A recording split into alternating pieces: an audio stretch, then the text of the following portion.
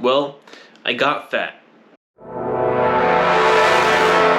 So I'm going to explain what happened and how I gained about 15 to 20 pounds in about a month. And it wasn't intentional, it just kind of happened. As I've said plenty of times, I'm trying to become the heaviest marathon runner in the world. I needed to get my weight to about 210 pounds and then run a marathon in less than 2.5 hours. So I needed to get my weight to 210 pounds eventually, but I didn't mean to do it yet. Now, I noticed that my weight on the scale has been stalling. And it never really went up since I started these goals a long time ago. So I decided to add some calories. At the point in time, I was already eating maybe 4,700 calories a day. And my diet was mostly fat. I would eat maybe 250 grams of protein. There would be a lot of fat. Low carbs, which isn't ideal for running. So when I needed to add 500 calories, that's it. I just wanted to do a little bit, gain maybe no more than a pound a week. So make it slow, maybe get my weight to 210 pounds in like 3-4 months, something like that. Or even longer. I was okay with that. So I asked ChatGPT what I should do, and it was like, yeah, introduce more carbs to your diet, of course. So I buy some iced tea powder at the grocery store because it's a lot cheaper.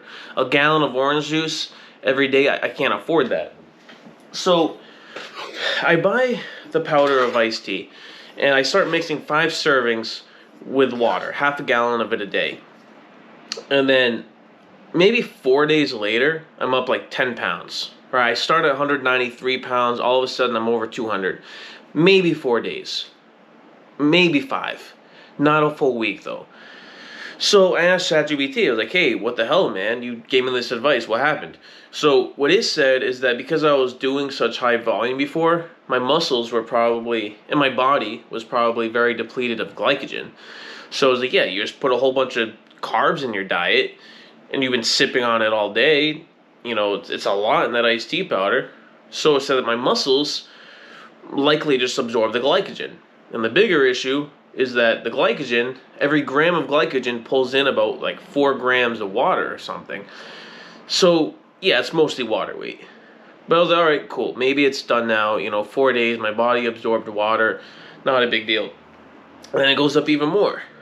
So when I first started, I was 193 pounds. And then now, the heaviest I've seen was 209, which is like 16 pounds more, I think. I'm not good at math.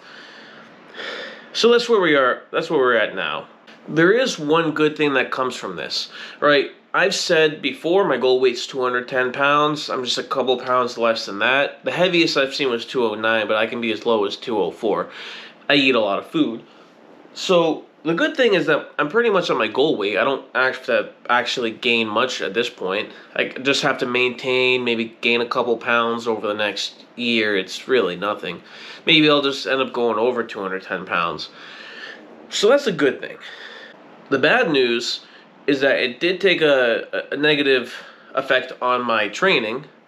And again, I asked ChatGPT about this, and it told me in the very beginning, it said, do not change it, keep the carbs, keep the water weight. You want to hold on to it because your body's going to be able to use that to convert it to something good. And it said that's not really negative. Having that extra water weight and the glycogen, it's good. It's energy. You shouldn't notice a negative impact on your breathing or your heart rate or anything. It's just 10 pounds. But 10 pounds normally, if it's muscle or fat, your body becomes less efficient. But it's like, this weight, it's great. And it wasn't actually wrong. If anything, I run faster now. I can maintain 12 or 13 miles an hour for, it feels like I'm running a lot lighter now. And for longer, my breathing feels fine, my heart rate does feel fine, so it was right. Because it's not fat or muscle, it's just like water or something. So, but this is the issue. My body wasn't ready for that kind of weight yet, for how much I was trying to run.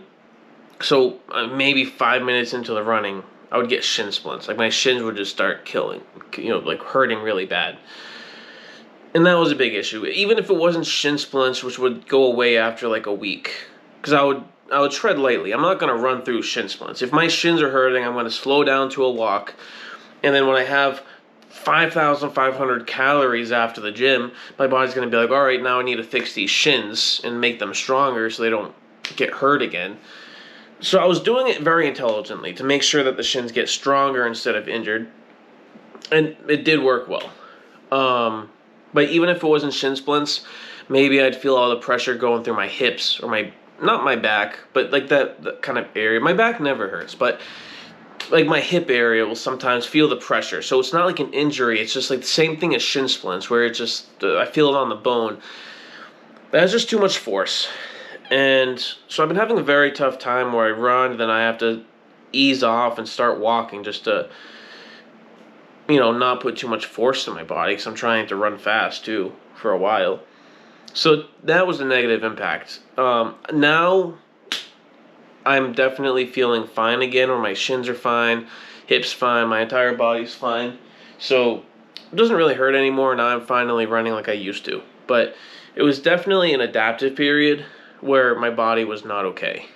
In addition to all that, I did get a lot stronger, randomly a lot stronger. You know what I mean? It's like not like I'm going to the gym more.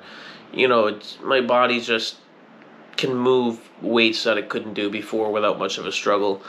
I would before bench 315 for maybe I was going for a fourth rep at one point, and then I actually got weaker somehow and would struggle to do 2. And then since I started gaining the weight, now I can do 5 no problem pretty easily. So I'm definitely quite a bit stronger. Again, not from going to the gym. Just I've been eating a ton, my body's been absorbing it. I have better leverage or something, I don't know. But definitely way stronger than I used to be. On most lifts, even the shoulder press, just weights that I couldn't do before, I can do all of a sudden. So that is another positive effect of taking the all this carb powder. So my goal now is to just maintain the weight I'm at about 210 pounds. A little bit less, I'll try to climb up, but I'm not going to try to lose any of this weight. I'm going to try to hold on to it because I feel light on my feet. I'm breathing easy. I'm moving fast. I look a little fat. My stomach protrudes a lot more than it used to, but I'm embracing it.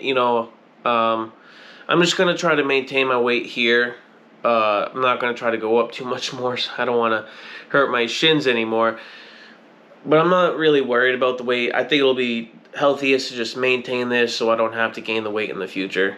And I'm finally running normally again, so that's it. It seems like I'm at my goal weight now. I just have to get faster. And of course, these are my new stats. My weight is about 207 pounds, to be somewhere in the middle. Bench press, my max is estimated to be around 370. It's not proven, but it's estimated from online calculators. 350 to 380, something like that. Probably not more. Running distance, I can probably run 10 miles. Doesn't even feel that bad.